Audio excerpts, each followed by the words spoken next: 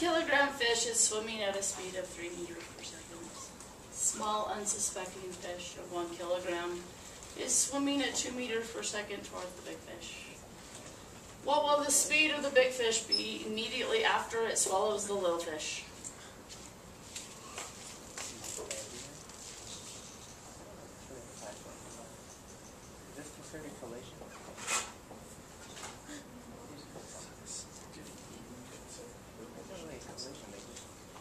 There's our big fish.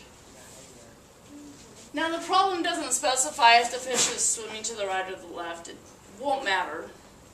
So we're just looking for how fast the fish is going after the collision. So drawing him as if he's moving to the right, 5 kilograms at 3 meters per second. Here's our poor little fishy.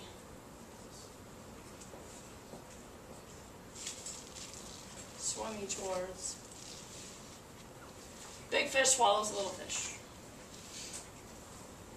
This is a collision. It's not a collision in the sense of a car crashing into another collision, but two objects are now one. This would be perfectly inelastic, yes, because they are now stuck together. The little fishy is stuck inside the big fishy. So, momentum must be conserved. Whatever momentum our system has initially,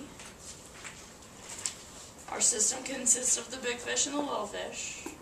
Whatever momentum they have right before the collision, they still have to have totally after the collision.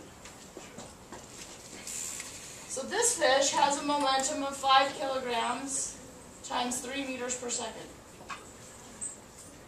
So 15 kilogram meters per second. This fish has momentum of 1 kilogram times 2 meters per second. So 2 kilogram meters per second.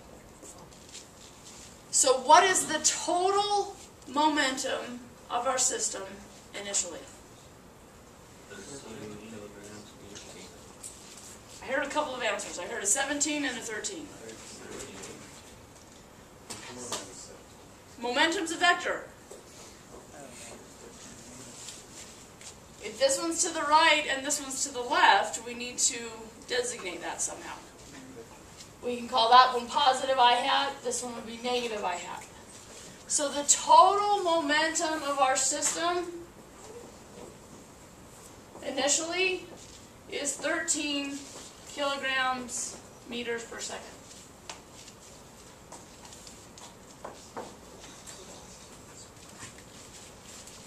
Well, that has to equal the final momentum of our system as well. The two of them that are now together. So the 13 kilogram meters per second has to equal the total mass of the system, since they're stuck together, times the final speed. The total mass of the system is 6 kilograms. Therefore, the final speed is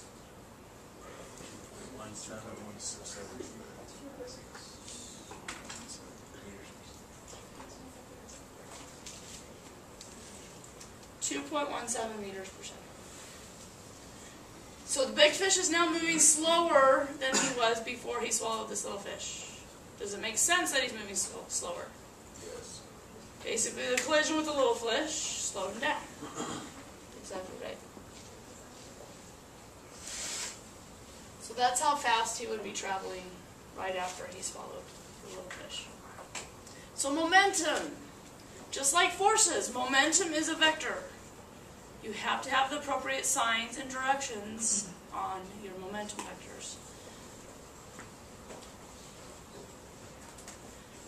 How fast would the little fish have to be traveling to stop the big fish in its tracks?